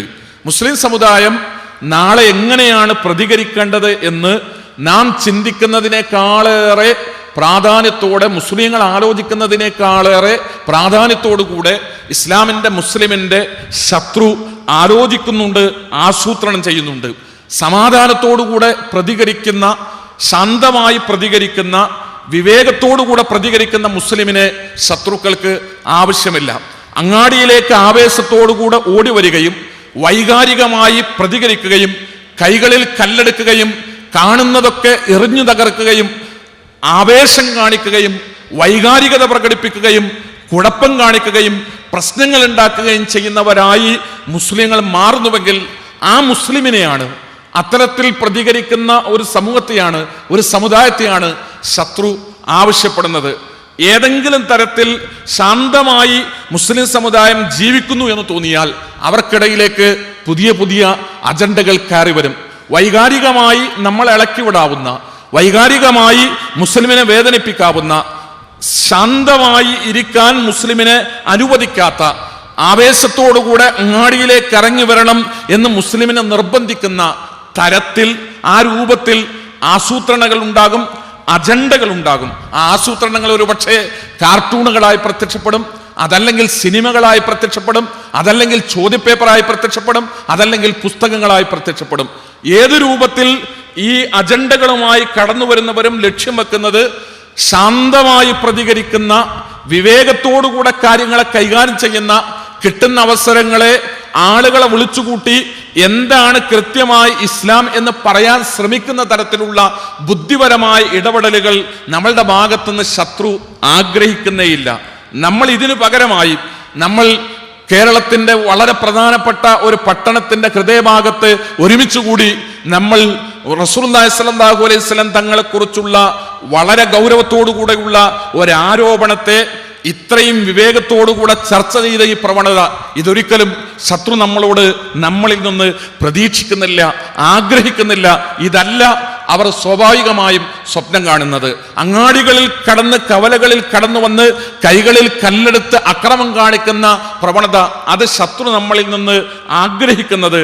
ആ രൂപത്തിൽ പ്രതികരിക്കണം, ആ രൂപത്തിൽ പ്രതികരിക്കുന്നവരായി നമ്മൾ മാറണം എന്ന് ശത്രു ചിന്തിക്കുന്നത്, തീർച്ചയായും ഇസ്ലാമിൻ്റെ എതിരാളികൾ ആ രൂപത്തിൽ അജണ്ടകൾ തയ്യാറാക്കുന്നത് ഇസ്ലാമിനെ തമസ്കരിക്കാനും റസൂലുള്ളാഹി സ്വല്ലല്ലാഹു അലൈഹി വസല്ലം തങ്ങളെ തമസ്കരിക്കാനും വേണ്ടിയാണ്. ആ ഭാഗത്തു നിന്നാണ് പലപ്പോഴും ഇസ്ലാമിക ചരിത്രത്തിലെ യുദ്ധങ്ങളും എടുത്തുദ്ധരിക്കപ്പെടാറുള്ളത്. തീർച്ചയായും ഇസ്ലാമിക ചരിത്രത്തിൽ നടന്ന യുദ്ധങ്ങൾ ഇസ്ലാമിക രാഷ്ട്രം എന്ന നിലക്ക് മുസ്ലിം സമുദായം രൂപപ്പെട്ടു വന്നപ്പോൾ ആ രാഷ്ട്രത്തിൻ്റെ നേതൃത്വത്തിലാണ് അനിവാര്യമായ സന്ദർഭങ്ങളിൽ ആയുധങ്ങൾ എടുക്കുകയും ശത്രുക്കളോടുള്ള പോരാട്ടങ്ങൾ നടക്കുകയും ചെയ്തതായി നമുക്ക് ചരിത്രത്തിൽ കാണാൻ സാധിക്കുക. അതേതെങ്കിലും തരത്തിൽ മുസ്ലിം സമുദായത്തിൽ, ഒരു രാജ്യത്ത് ജീവിക്കുന്ന മുസ്ലിങ്ങൾക്ക്, ഏതെങ്കിലും തരത്തിലുള്ള മുസ്ലിം കൂട്ടായ്മകൾക്ക്, മുസ്ലിം ആൾക്കൂട്ടങ്ങൾക്ക് ഏതെങ്കിലും തരത്തിലുള്ള പ്രശ്നങ്ങൾ ഉണ്ടാകുമ്പോൾ പ്രതികരിക്കാനുള്ള രീതിശാസ്ത്രം എന്ന നിലക്കല്ല ഇസ്ലാമിക ചരിത്രത്തിലെ യുദ്ധങ്ങൾ പഠിപ്പിക്കപ്പെട്ടത്. അത്തരം സന്ദർഭങ്ങളിലെല്ലാം ധാരാളമായി ചരിത്രത്തിൽ നമുക്ക് കാണാൻ കഴിയുക ക്ഷമിക്കുന്ന, സഹിക്കുന്ന, തൻ്റെ പ്രയാസങ്ങൾക്കും കഷ്ടപ്പാടുകൾക്കും തൻ്റെ വേദനകൾക്കും യാതനകൾക്കും പ്രപഞ്ചരക്ഷിതാവിൽ നിന്ന് പ്രതിഫലം ആഗ്രഹിക്കുന്ന, അതിനുവേണ്ടി പ്രാർത്ഥിക്കുന്ന, വൈകാരികമായി പ്രതികരിക്കാത്ത, വിവേകത്തോടുകൂടെ കൈകാര്യം ചെയ്യുന്ന ഒരു രീതിയാണ് നാം പഠിപ്പിക്കപ്പെട്ടിട്ടുള്ളത്. അത് തന്നെയാണ് ഇത്തരം സന്ദർഭങ്ങളിൽ റസൂലുള്ളാഹി സ്വല്ലല്ലാഹു അലൈഹി വസല്ലമയുമായി ബന്ധപ്പെട്ട വിമർശനങ്ങളിലും റസൂലുള്ളാഹി സ്വല്ലല്ലാഹു അലൈഹി വസല്ലമയെ ആക്ഷേപിക്കുമ്പോഴും ആ തരത്തിലുള്ളൊരു രീതിയാണ് നാം സ്വീകരിക്കേണ്ടത് എന്നാണ് സൂചിപ്പിക്കാൻ.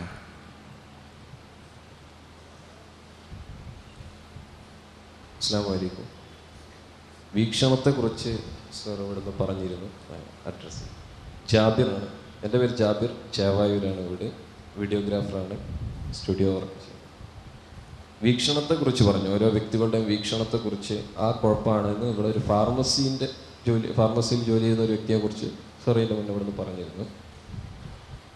എൻ്റെ വീക്ഷണത്തെക്കുറിച്ച് പറയുകയാണെങ്കിൽ, എൻ്റെ ഉപ്പേനെക്കുറിച്ച് ആരെങ്കിലും എന്തെങ്കിലും മോശമായി ചിത്രീകരിക്കുന്നത്, ഉപ്പയെക്കുറിച്ചും ഉമ്മയെക്കുറിച്ചും മോശമായി ചിത്രീകരിക്കുന്നത് എന്നെ സംബന്ധിച്ചിടത്തോളം അത് എന്നെ നിന്ദിക്കുന്നതിന് തുല്യമായിട്ടാണെന്ന് ഞാൻ കണക്കാക്കുന്നു. അങ്ങനെയെങ്കിൽ റസൂലിൻ്റെ ഉമ്മയും ഉപ്പയും സ്വർഗത്തിലാണോ, അല്ലെങ്കിൽ എന്തുകൊണ്ട് എന്നതാണ് എൻ്റെ ക്വസ്റ്റ്യൻ.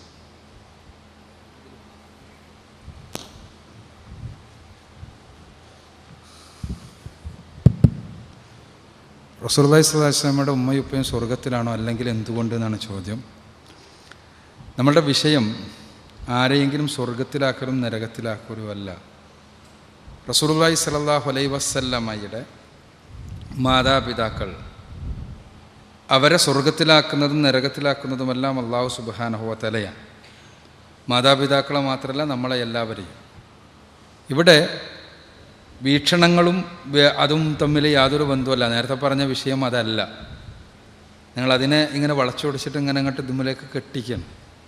റസൂലുള്ളാഹി സ്വല്ലല്ലാഹു അലൈഹി വസല്ലം, പ്രവാചകൻ സ്വല്ലല്ലാഹു അലൈഹി വസല്ലമ ലോകത്തിന് മുഴുവനും കാരുണ്യമായി കടന്നു വരികയും മനുഷ്യർക്ക് മാർഗദർശനം നൽകുവാൻ വേണ്ടി നിയോഗിക്കപ്പെടുകയും ചെയ്ത റസൂലാണ്.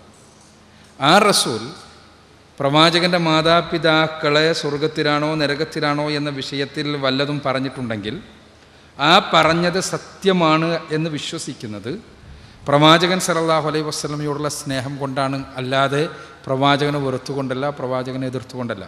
റസൂലുള്ളാഹി സ്വല്ലല്ലാഹു അലൈഹി വസല്ലമയുടെ മാതാപിതാക്കളെക്കുറിച്ച് ഉള്ള പ്രവാചകൻ സല്ലല്ലാഹു അലൈഹി വസല്ലമയുടെ ചില പരാമർശങ്ങളിൽ അവർക്ക് യഥാർത്ഥത്തിൽ അള്ളാഹുവിൻ്റെ ഹിദായത്ത് ലഭിച്ചിട്ടില്ല എന്ന രൂപത്തിലുള്ള പരാമർശം നമുക്ക് കാണാൻ കഴിയും.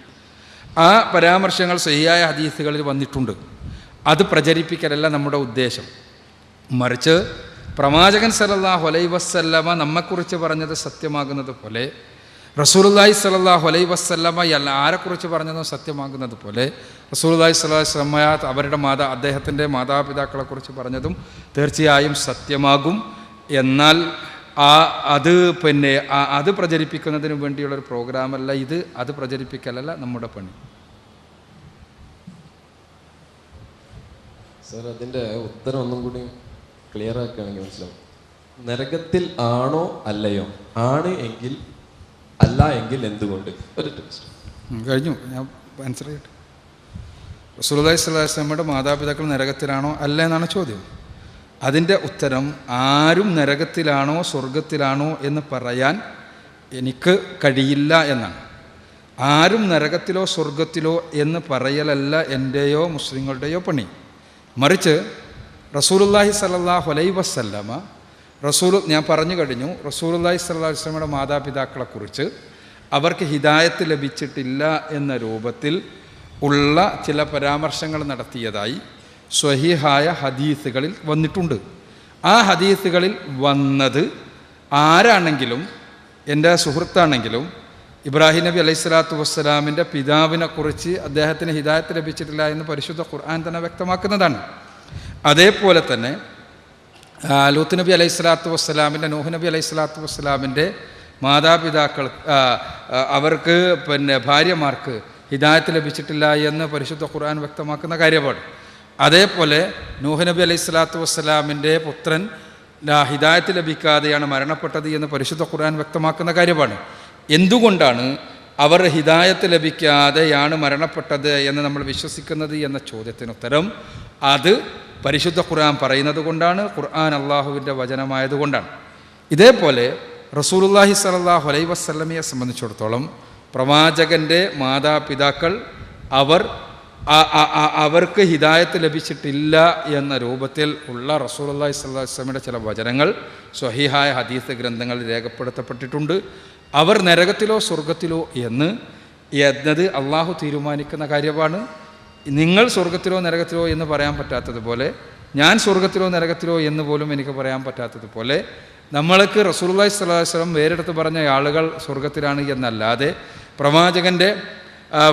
പ്രവാചകൻ പേരെടുത്ത് പറഞ്ഞ ആളുകളല്ലാത്തവരെ കുറിച്ചൊന്നും നമുക്ക് പറയാൻ പറ്റാത്തതുപോലെ ആരെക്കുറിച്ചും നമ്മൾ നരകത്തിലാണോ സ്വർഗത്തിലാണോ എന്ന് പറയുന്നില്ല. എന്നാൽ പ്രവാചകൻ പറഞ്ഞിട്ടുണ്ടെങ്കിൽ അത് സത്യമായിരിക്കും. റസൂലുള്ളാഹി സ്വല്ലല്ലാഹു അലൈഹി വസല്ലം പറഞ്ഞതായി ചില ഹദീസ് ഗ്രന്ഥങ്ങളിൽ വന്നിട്ടുണ്ട്. അതാണ് ഞാൻ പറഞ്ഞത്. ആ ചോദ്യത്തിനുള്ള ഉത്തരം അവസാനിക്കുന്നു.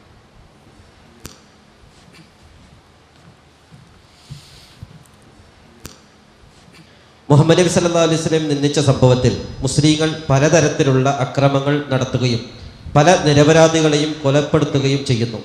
ഇതിനോട് താങ്കൾക്ക് യോജിപ്പുണ്ടോ? കള്ളപ്രവാചകന്മാരെ കൊല്ലാൻ ഏൽപ്പിച്ച നബി സല്ലല്ലാഹു അലൈഹി വസല്ലം മാതൃകയല്ലേ ഇവിടെ മുസ്ലിങ്ങൾ നടപ്പാക്കുന്നത്?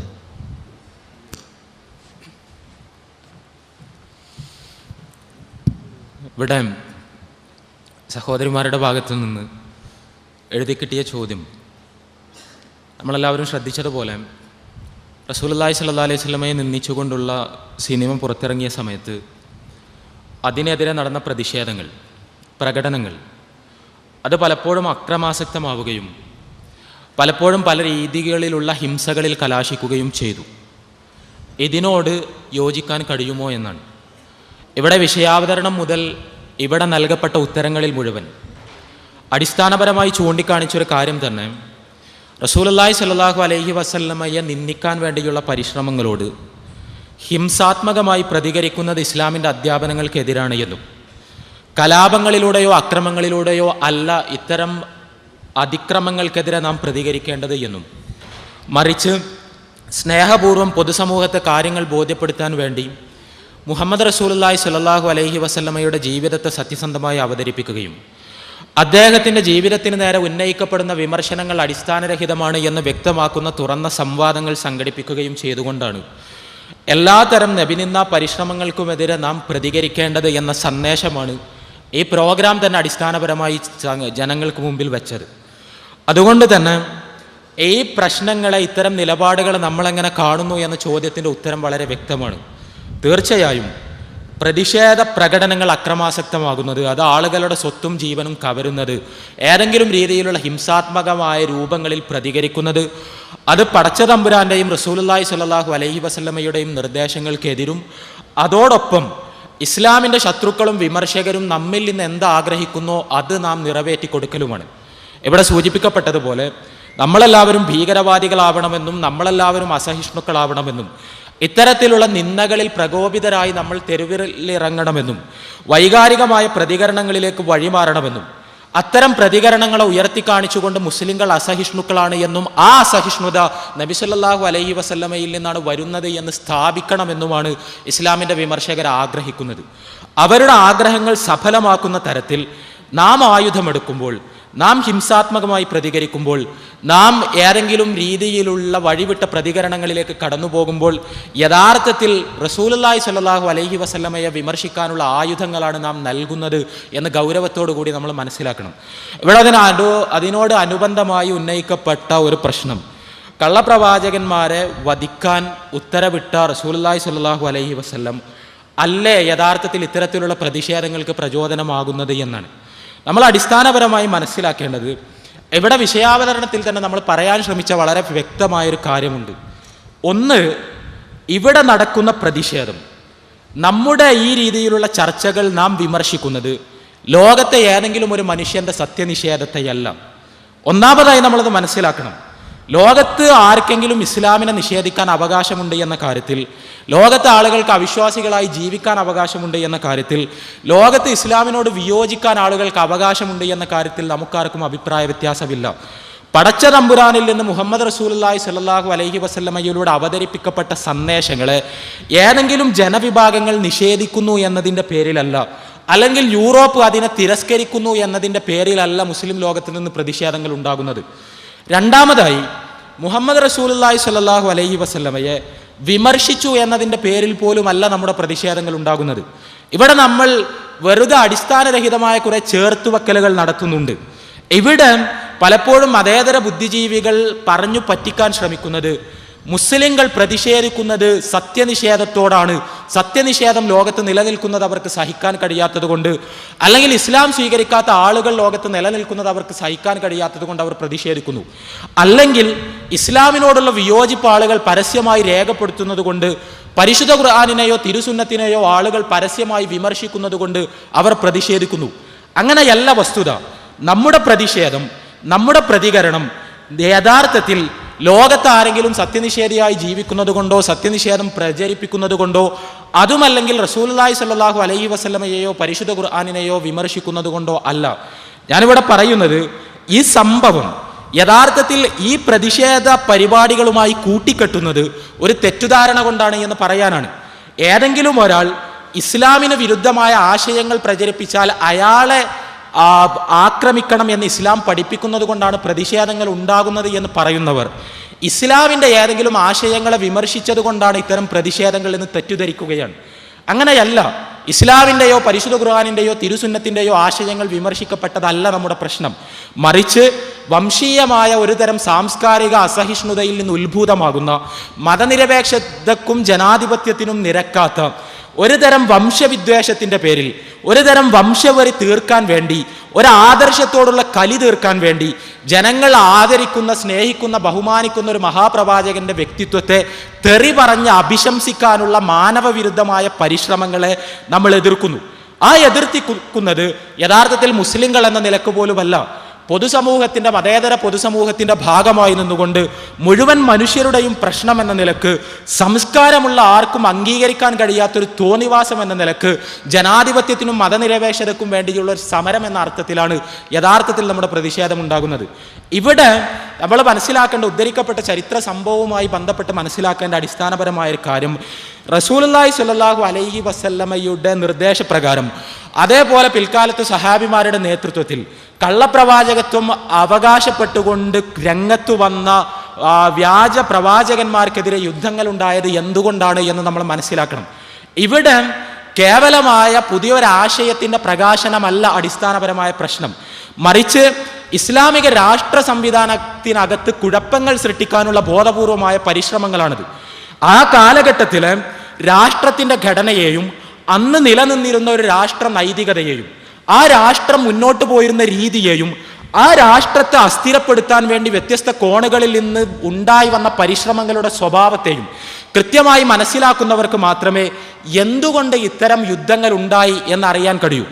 ഇസ്ലാമിക രാഷ്ട്രത്തിനകത്ത് കുഴപ്പങ്ങൾ ഉണ്ടാക്കാനും കലാപങ്ങൾ ഉണ്ടാക്കാനും ഇസ്ലാമിക രാഷ്ട്ര സംവിധാനത്തെ അട്ടിമറിക്കാനും ഒരു സമൂഹത്തിൻ്റെ കെട്ടുറപ്പിനെ അസ്ഥിരപ്പെടുത്താനും അവിടെ പല രീതിയിലുള്ള കുഴപ്പങ്ങളും ആശയക്കുഴപ്പങ്ങൾ ഉണ്ടാക്കാനും ഇസ്ലാമിൻ്റെയും ഇസ്ലാമിക രാഷ്ട്രത്തിൻ്റെയും ഭാവിയെയും തന്നെ അപകടത്തിലാക്കാനും നടക്കുന്ന ബോധപൂർവമായ പരിശ്രമങ്ങൾ, ആ ബോധപൂർവമായ പരിശ്രമങ്ങളെ അതിൻ്റെ മുളയിൽ തന്നെ നുള്ളിക്കളയേണ്ടതും പ്രതിരോധിക്കേണ്ടതും തകർക്കേണ്ടതും ഇസ്ലാമിക രാഷ്ട്രത്തിൻ്റെ ആവശ്യമാണിത്. ഏത് രാഷ്ട്ര സംവിധാനത്തിലും അങ്ങനെ തന്നെയാണ്. നമ്മൾ ജനാധിപത്യത്തെക്കുറിച്ചും സ്വാതന്ത്ര്യത്തെക്കുറിച്ചും എല്ലാം പറയുമ്പോൾ തന്നെ ഏത് രാഷ്ട്രത്തിലാണോ നാം ജീവിക്കുന്നത് ആ രാഷ്ട്രത്തിൽ കുഴപ്പങ്ങളും കലാപങ്ങളും ഉണ്ടാക്കുന്ന തരത്തിൽ ആ രാഷ്ട്രത്തിൻ്റെ ഭരണകൂടത്തെ അട്ടിമറിക്കാൻ ശ്രമിക്കുന്ന രീതിയിൽ ആവിഷ്കാര സ്വാതന്ത്ര്യത്തിൻ്റെ പരിധികൾ വികസിപ്പിക്കാൻ ഒരു രാഷ്ട്രത്തിനും കഴിയില്ല. അതൊരു രാഷ്ട്ര സംവിധാനത്തിൻ്റെ സ്വാഭാവികമായ ഒരു നിലപാടാണ്, പരിമിതിയാണ്. ഇവിടെ ഇസ്ലാമിക രാഷ്ട്ര സംവിധാനത്തിനകത്ത് കുഴപ്പങ്ങൾ, ആശയക്കുഴപ്പങ്ങൾ, പല രീതിയിലുള്ള കലാപങ്ങൾ, പ്രശ്നങ്ങൾ, ഭരണകൂടത്തിനെതിരെ ഉള്ള ഭരണകൂടത്തെ അട്ടിമറിക്കാനുള്ള ബോധപൂർവമായ പരിശ്രമങ്ങൾ, ഈ പരിശ്രമങ്ങൾ എല്ലാം നടത്തിയ ആളുകൾ അതിൻ്റെ സ്വാഭാവികമായ ഒരു അനുബന്ധം എന്ന നിലക്ക് തന്നെയാണ് അവരുടെ വ്യാജ പ്രവാചകത്വ അവകാശവാദങ്ങൾ ഉണ്ടായതും. ഇവിടെ ഒരാളുടെ സ്വാതന്ത്ര്യത്തിന് നേരെയുള്ള കടന്നുകയറ്റം എന്ന നിലക്കല്ല, അല്ലെങ്കിൽ ഒരാൾക്ക് ഇസ്ലാമിൽ നിന്ന് മാറി മറ്റൊരു മതം അനുസരിച്ച് ജീവിക്കാനുള്ള അവകാശത്തിൻ്റെ നിഷേധം എന്ന നിലക്കല്ല, മറിച്ച് ഈ രാഷ്ട്രത്തെ അസ്ഥിരപ്പെടുത്താനും കുഴപ്പങ്ങൾ ഉണ്ടാക്കാനും പരിശ്രമിച്ചവർക്കെതിരെ രാഷ്ട്ര നേതൃത്വം സ്വീകരിച്ച സ്വാഭാവികമായ നടപടികളാണ് യഥാർത്ഥത്തിൽ ഇവിടെ പരാമർശിക്കപ്പെട്ട സംഭവങ്ങൾ.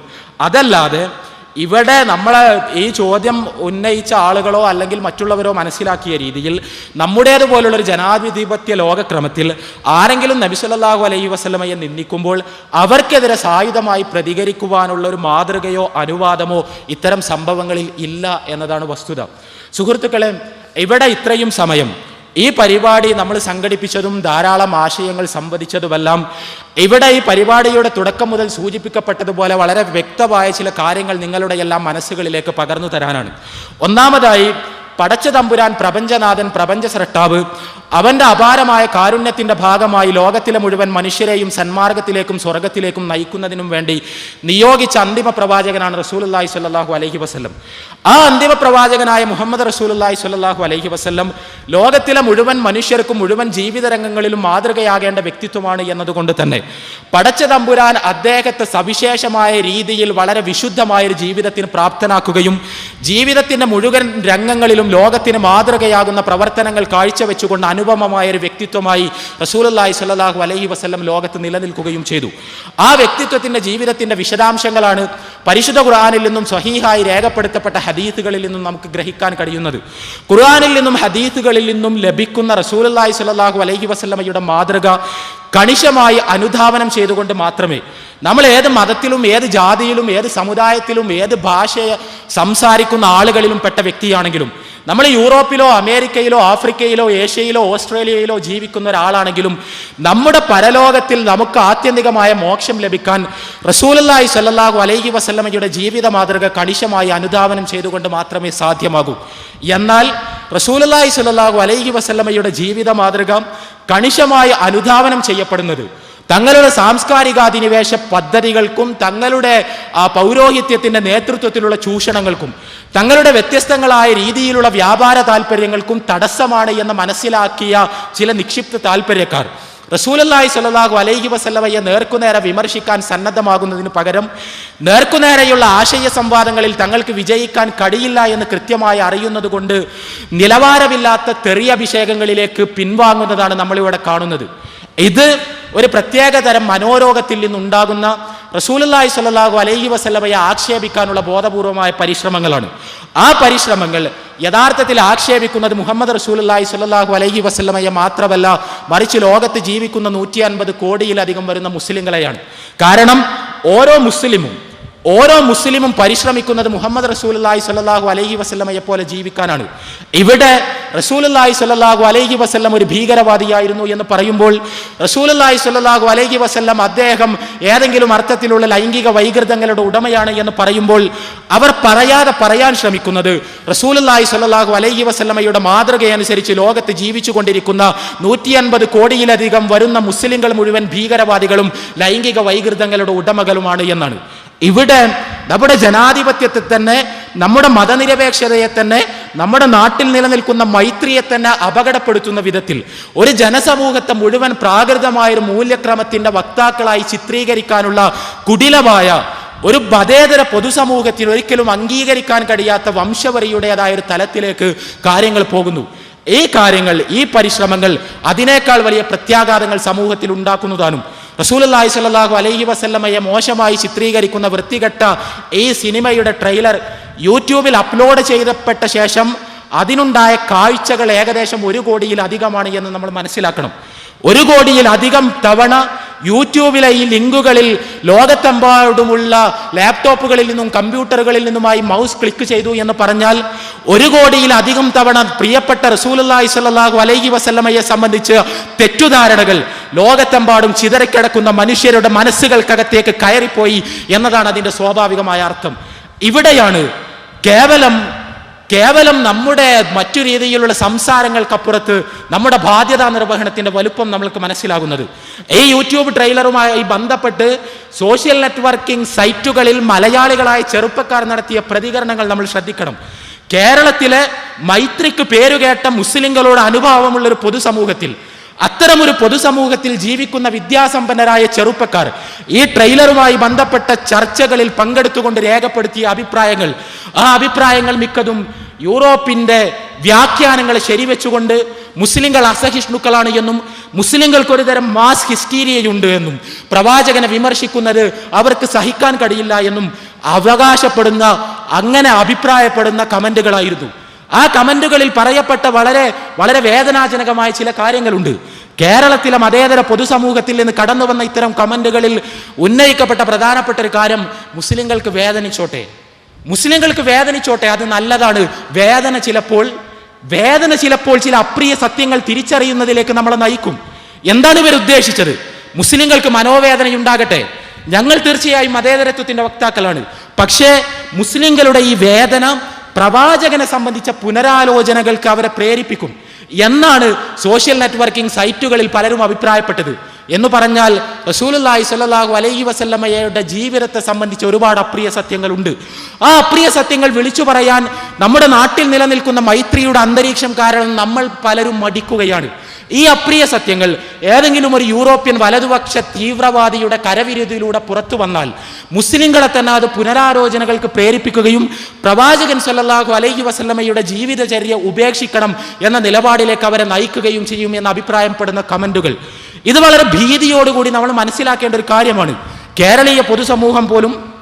കേരളീയ പൊതുസമൂഹം പോലും റസൂലുള്ളാഹി സ്വല്ലല്ലാഹു അലൈഹി വസല്ലം ഈ രീതിയിലുള്ളൊരു വ്യക്തിയായിരുന്നു എന്നും എന്നാൽ മുസ്ലിങ്ങൾക്ക് വേദനയുണ്ടാകും എന്നതുകൊണ്ട് നമ്മളത് പറയേണ്ടതില്ല എന്നും മറ്റാരെങ്കിലും പറയുമ്പോഴുണ്ടാകുന്ന വേദനകൾ അവരെ പുനരാലോചനകളിലേക്ക് നയിക്കും എന്നും അഭിപ്രായപ്പെടുമ്പോൾ എത്രത്തോളം വലിയൊരു ഉത്തരവാദിത്തമാണ് നമുക്ക് ഈ രംഗത്ത് നിർവഹിക്കാനുള്ളത് എന്ന് നമ്മളെല്ലാവരും ആലോചിക്കണം. ഇവിടെ എത്രയോ വിഷയങ്ങൾ ചർച്ച ചെയ്യപ്പെട്ട കൂട്ടത്തിൽ തീർച്ചയായും റസൂലുള്ളാഹി സ്വല്ലല്ലാഹു അലൈഹി വസല്ലമക്കെതിരെയുള്ള വ്യത്യസ്തങ്ങളായ വിമർശനങ്ങൾ നാം കേട്ടു. പ്രിയപ്പെട്ട ഇവിടെയുള്ള റസൂലുള്ളാഹി സ്വല്ലല്ലാഹു അലൈഹി വസല്ലമയെ സ്നേഹിക്കുകയും അദ്ദേഹത്തെ അനുധാവനം ചെയ്യുന്നു എന്ന് അവകാശപ്പെടുന്ന മുഴുവൻ സഹോദരങ്ങളോടും ആത്മാർത്ഥമായി ചോദിക്കട്ടെ, ഈ വിമർശനങ്ങളെ കുറിച്ച് എപ്പോഴെങ്കിലും ഗൗരവത്തോടുകൂടി ആലോചിച്ചിട്ടുണ്ടോ? റസൂലുള്ളാഹി സ്വല്ലല്ലാഹു അലൈഹി വസല്ലമക്ക് നേരെ ഉന്നയിക്കപ്പെടുന്ന ഈ ആരോപണങ്ങളുടെ വസ്തുത എന്താണ് എന്ന് വസ്തുനിഷ്ഠമായി എപ്പോഴെങ്കിലും അന്വേഷിക്കാൻ ശ്രമിച്ചിട്ടുണ്ടോ? നമ്മുടെ കൂടെ ജീവിക്കുന്ന, എൻ്റെ കൂടെ ജോലി ചെയ്യുന്ന, എൻ്റെ കൂടെ പഠിക്കുന്ന നൂറുകണക്കിന് അമുസ്ലിം സുഹൃത്തുക്കളുടെ മനസ്സിൽ ഇത്തരം സംശയങ്ങൾ ഉണ്ടാകുമെന്നും അവർ ഇന്റർനെറ്റും യൂട്യൂബും ഉപയോഗിക്കുന്നവരാണ് എന്നും അവർ സോഷ്യൽ നെറ്റ്വർക്കിംഗ് സൈറ്റുകളിൽ കയറുന്നവരാണ് എന്നും അവർ ഈ പുസ്തകങ്ങളും കാർട്ടൂണുകളും കാണുന്നവരാണ് എന്നും അവർ ഓറിയന്റലിസ്റ്റുകളുടെ സാഹിത്യങ്ങളിലൂടെ പോലും കടന്നു പോകാൻ അവസരമുണ്ടായവരാണ് എന്നും അവർക്ക് ഈ തെറ്റിദ്ധാരണകൾ നികത്തി കൊടുക്കേണ്ട ഉത്തരവാദിത്തം എന്റേതാണ് എന്നും മനസ്സിലാക്കിക്കൊണ്ട് റസൂലുള്ളാഹി സ്വല്ലല്ലാഹു അലൈഹി വസല്ലമയുടെ ജീവിതത്തെ വസ്തുനിഷ്ഠമായി അതിന്റെ ചരിത്ര സ്രോതസ്സുകളിലേക്ക് പോയി പഠിക്കുവാനും ഈ വിമർശനങ്ങൾക്ക് മറുപടി കണ്ടെത്തുവാനുമുള്ള ആത്മാർത്ഥമായ ബോധപൂർവമായ പരിശ്രമങ്ങൾ നമ്മുടെ ഭാഗത്ത് നിന്നുണ്ടായിട്ടുണ്ടോ?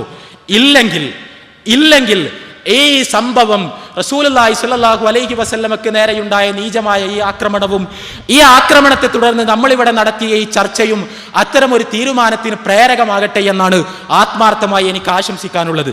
നമ്മളെല്ലാവരും വീടുകളിലേക്ക് മടങ്ങിപ്പോയി പ്രിയപ്പെട്ട റസൂലുള്ളാഹി സ്വല്ലല്ലാഹു അലൈഹി വസല്ലമയുടെ ജീവിതത്തെ പരിശുദ്ധ ഖുർആനിൽ നിന്നും ഹദീസുകളിൽ നിന്നും വളരെ കൃത്യമായി മനസ്സിലാക്കിയതിന്റെ അടിസ്ഥാനത്തിൽ സ്വന്തം ജീവിതത്തിലേക്ക് പകർത്താനും അതോടൊപ്പം റസൂലുള്ളാഹി സ്വല്ലല്ലാഹു അലൈഹി വസല്ലമക്കെതിരെ ഉന്നയിക്കപ്പെടുന്ന വിമർശനങ്ങളുടെ സത്യാവസ്ഥ എന്താണ് എന്ന് മനസ്സിലാക്കാനും ഉള്ള നിരന്തരമായ ഭൗതികമായ പരിശ്രമങ്ങളിൽ ഏർപ്പെടും എന്ന ഉറച്ച പ്രതിജ്ഞയാകട്ടെ ഈ ഒരു പരിപാടിയുടെ പര്യവസാനം എന്ന് ഞാൻ പ്രത്യാശിക്കുകയാണ്.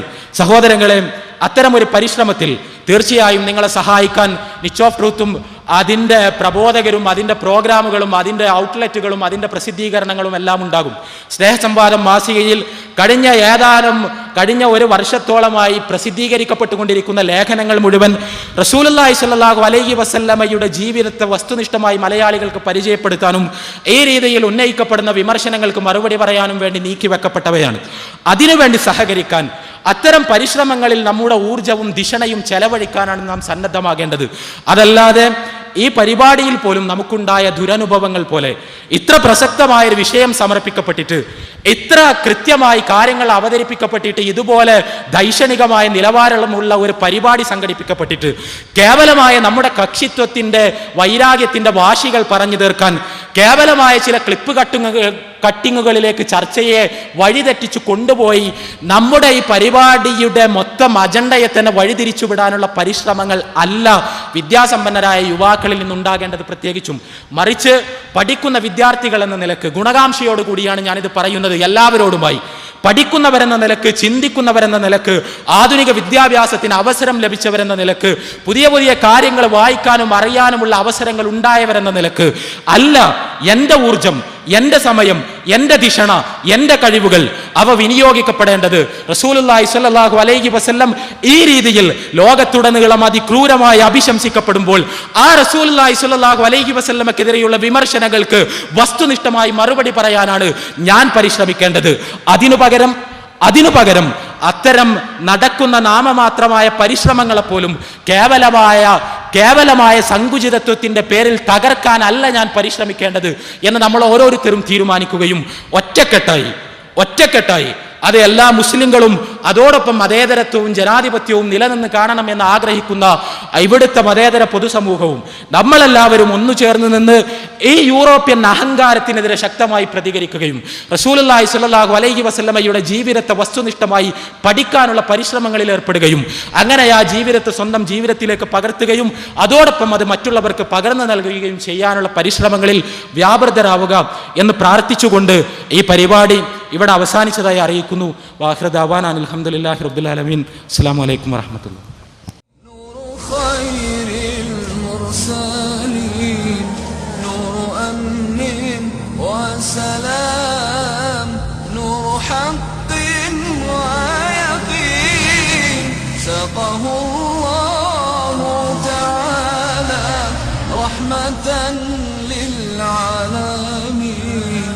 فعلى البر شعاع وعلى البحر شعاع البدر علينا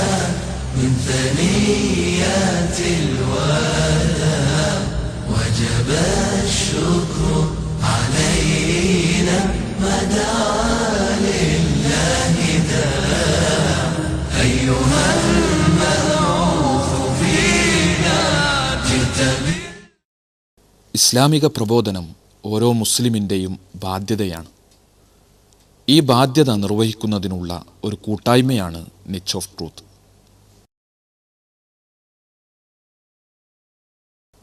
നിച്ച് ഓഫ് ട്രൂത്ത് പ്രവർത്തനങ്ങൾ, ചോദ്യോത്തരത്തോടു കൂടിയ പൊതുപ്രഭാഷണങ്ങൾ, മതനേതാക്കളുമായി സ്നേഹസംവാദങ്ങൾ, സൗജന്യ ഇസ്ലാം കറസ്പോണ്ടൻസ് കോഴ്സ്, ഇസ്ലാമിനെ പരിചയപ്പെടുത്തുന്ന ലഘുലേഖകളും പുസ്തകങ്ങളും.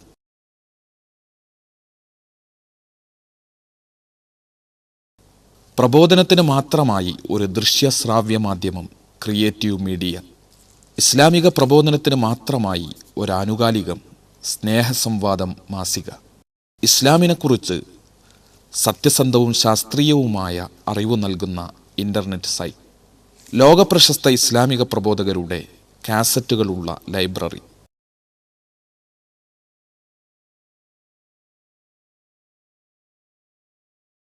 പ്രബോധകർക്കായുള്ള റഫറൻസ് ലൈബ്രറി.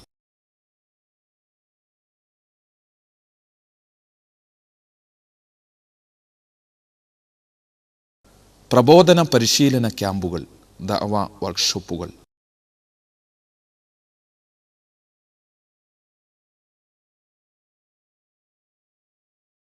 ഖുർആൻ പരിഭാഷാ വിതരണം. നാഥ, സത്യമത സന്ദേശ പ്രചരണത്തിനു വേണ്ടിയുള്ള വിനീതമായ ഒരു സംരംഭമാണിത്. നീ ഏൽപ്പിച്ച ഉത്തരവാദിത്വത്തിൻ്റെ നിർവഹണത്തിനു വേണ്ടിയുള്ള എളിയ ശ്രമം. ഇതൊരു പ്രതിഫലാർഹമായ പ്രവർത്തനമായി സ്വീകരിക്കണേ. ആമീൻ.